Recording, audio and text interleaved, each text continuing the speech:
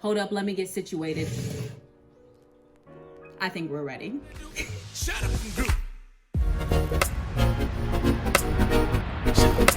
Shut up.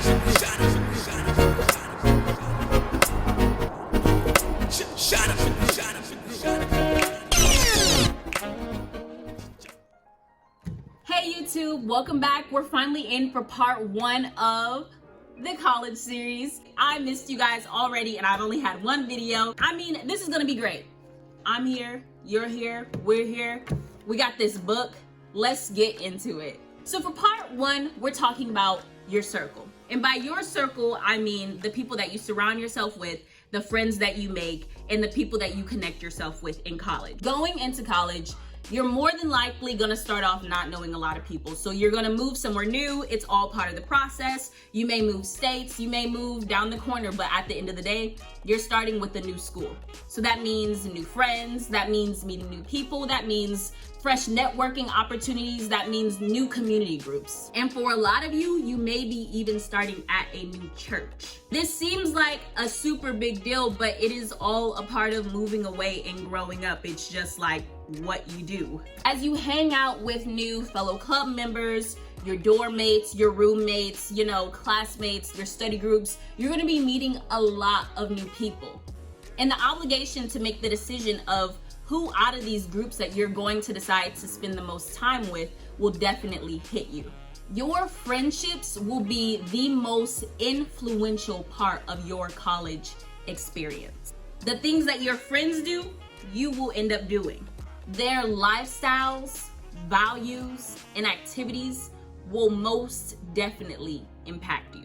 Most of all, you will definitely pick up some of their ways. Best said by Jim Rohn, as stated in our fancy little book, you are the average of the 5 people you spend the most time with. All right, let's take a moment to reflect on our 5. Here we go. Add them up and divide them by 5. That's you.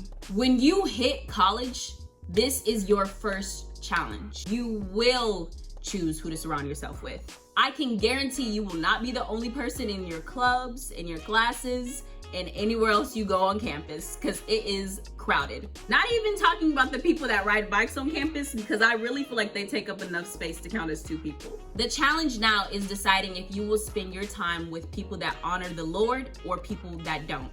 It's really that simple. Friendships are not all about fun. They're also about the things that you want to see from yourself. Friends are influential. I have a definition of influence right here. The capacity to have an effect on the character, development, and behavior of someone or something, or the effect itself. An influence is essentially anything that has an impact on your thoughts, actions, behaviors, and development. But here's a trick. Influences are very easy to categorize. An influence that produces a positive result is a good influence. An influence that produces a negative result is a bad influence. You're welcome. As a Christian, we choose our influences based on one thing. Are these influences causing me to be more or less like Christ? This just means that the people that you spend your regular time with should be people that are living according to biblical command. We need to choose with the understanding that the people that are closest to us will inevitably affect our character, development, and behavior. It says it in 1 Corinthians 15:33. Do not be misled. Bad company corrupts good character. If you hang out with people that are doing things that aren't necessarily aligning with the Bible, you will likely over time end up doing the same thing. And on the flip side, it works the other way as well. When you hang out with people that are, you will likely end up doing so too. As iron sharpens iron, so one person sharpens another. Godly influences are vital, 1, because they do affect us, but 2, because they are also our support system. Simply stated, people are stronger when they are connected to other people. In our book, Philippians 1 verse 3 through 6 says, I give thanks to God for every remembrance of you, always praying with joy for all of you in every prayer, because of your partnership in the gospel from the first day until now. I am of this, that he who started a good work in you will carry it on to completion until the day of Jesus Christ. It is with the partnership of other community members, other believers, and other Christians that we are able to complete the good work that God has planned for us. And to the college student that feels like they have not had adequate opportunity to form connections with people that are believers or that are like-minded, firstly, God did not design us to be alone, so it is important that you get connected and you find community. But also, number two, don't settle for friendships that produce in you less than what you know you deserve. He sees your need. He sees your need for community. He sees your need for fellowship.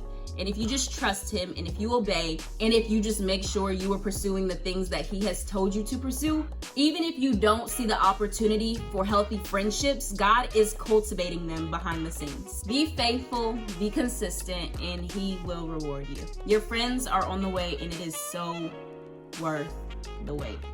Thank you guys for coming back for another week of the college series. Make sure you remember to like and subscribe. And I will catch you guys next week for part 2 of the college series.